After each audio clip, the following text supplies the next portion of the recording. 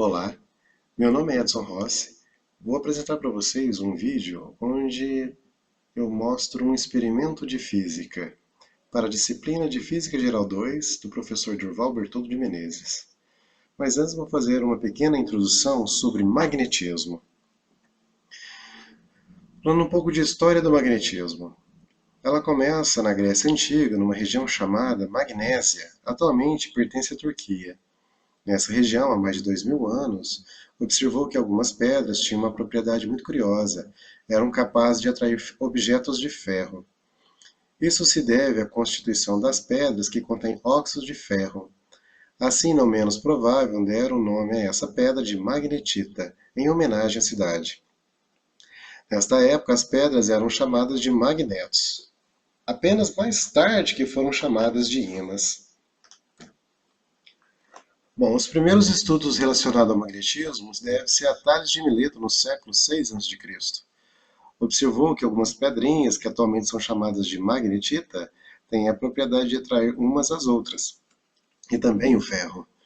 Mas estudos sobre o magnetismo ganharam força realmente a partir do século XIII, quando alguns trabalhos e observações foram feitos relacionando a eletricidade e o magnetismo, que até aquele momento eram considerados fenômenos completamente distintos. Essa teoria viria a ser aceita apenas no século XIX. Antes disso, o uso da magnetita era empregado na navegação e até por rituais místicos pelos chineses. Bom, falar em magnetismo e navegação é falar sobre a bússola. O curioso é que a bússola foi resultado de um aparelho utilizado por místicos chineses no século III a.C.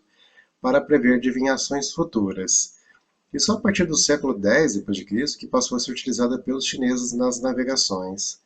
O uso da primeira bússola seria utilizada pelos países ocidentais só 100 anos depois do seu emprego nas navegações chinesas.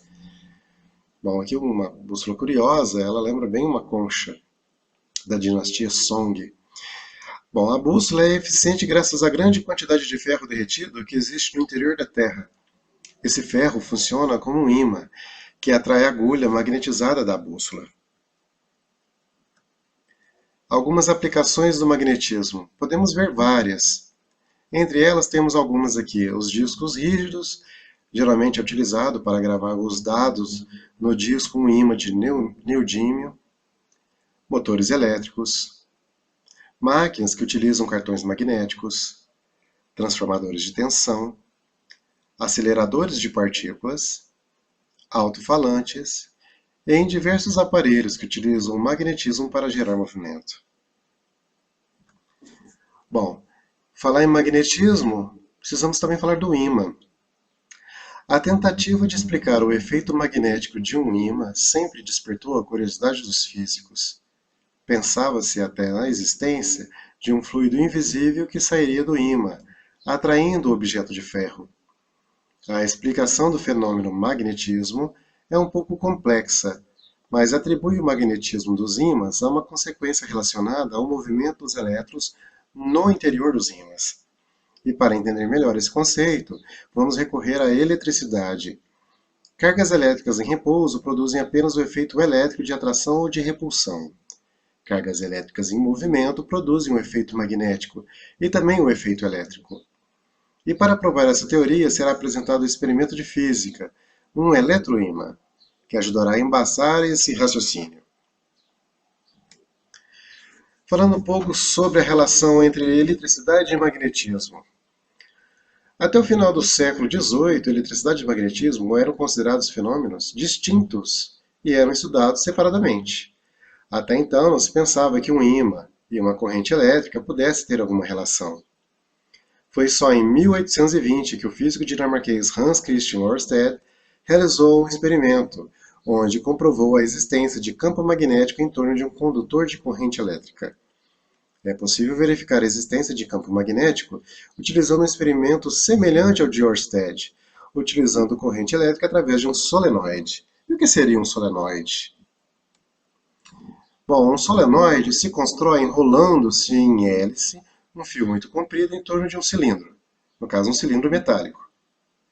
Ao ser percorrido por corrente elétrica, o solenoide gera um campo magnético dentro e fora dele.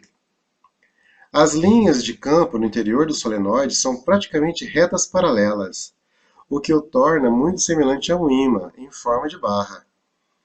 Assim, definindo no solenoide dois polos magnéticos, o norte e o sul. Recriamos um ímã, ou um eletroímã. Bom, agora eu vou apresentar para vocês na sequência um vídeo onde eu apresento o experimento de física, um eletroímã. Pronto, pessoal, dando prosseguimento à apresentação, agora eu vou apresentar para vocês aqui o experimento. O experimento que eu vou fazer é um eletroímã. Vou usar aqui um fio flexível de 1,5 milímetros, tem mais ou menos aí 1,5 m de comprimento. Vou usar aqui uma chave como essa aqui, é uma chave que tem um cabo metálico, tem um cabo de plástico e uma haste metálica. O experimento consiste, eu vou pegar uma quantidade de fio, eu vou deixar aqui sobrando uns 20 centímetros, eu vou enrolar no sentido de uma hélice, faltando aqui uns 2 centímetros, e volto de novo com essa hélice enrolando em torno dessa haste. Eu vou ficar com duas pontas. Dessas duas pontas, uma eu vou ligar aqui no polo positivo e a outra no polo negativo. Vai criar um campo magnético?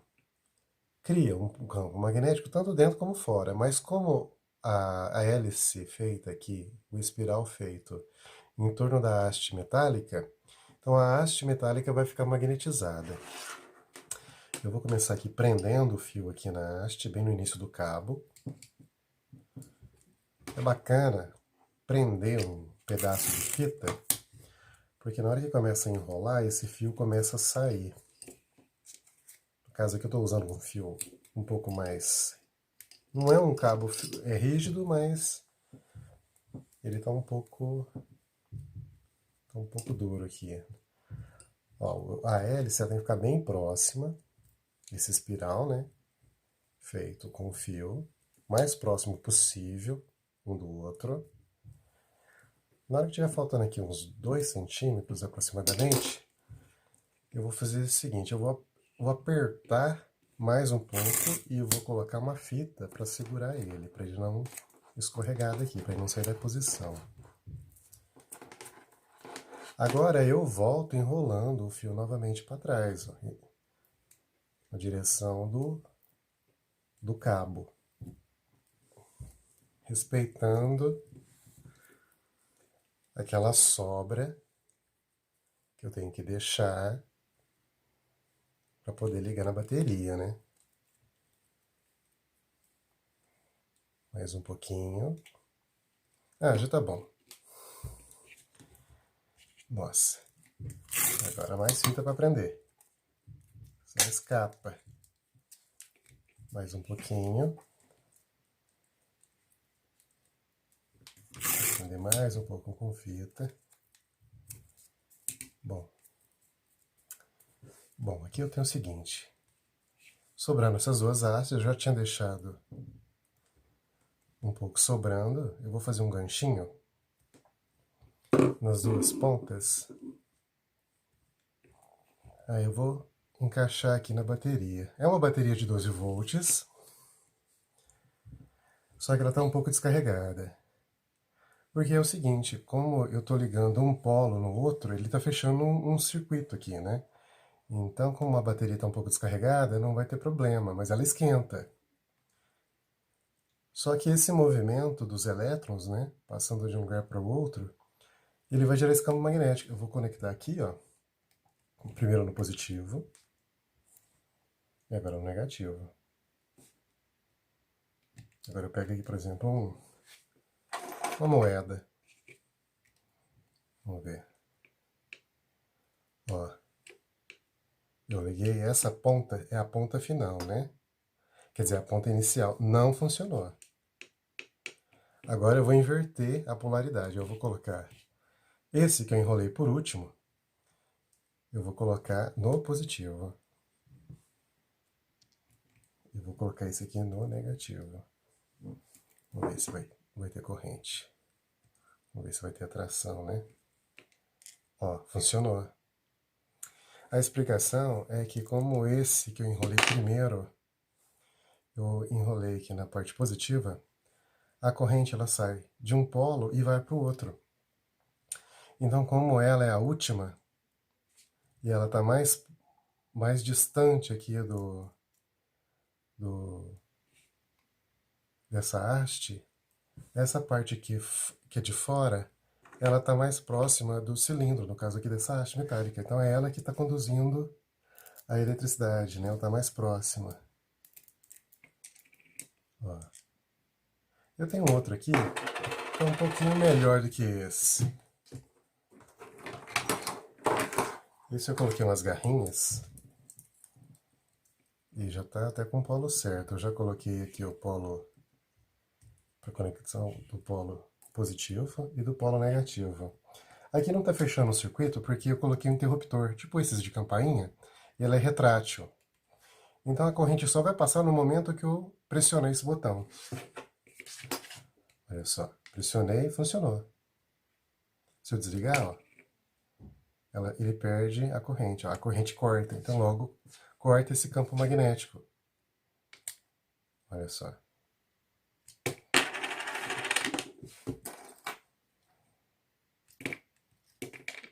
A haste ainda fica magnetizada por um tempo. Mas, por exemplo, se eu for levantar alguma coisa mais pesada, ele já não levanta. Agora, olha só.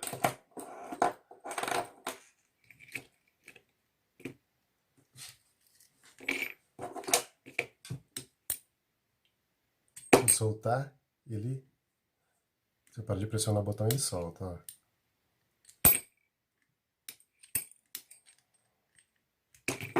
Bom, pessoal, é isso. O experimento é esse. Espero que tenham gostado. Obrigado e até uma próxima.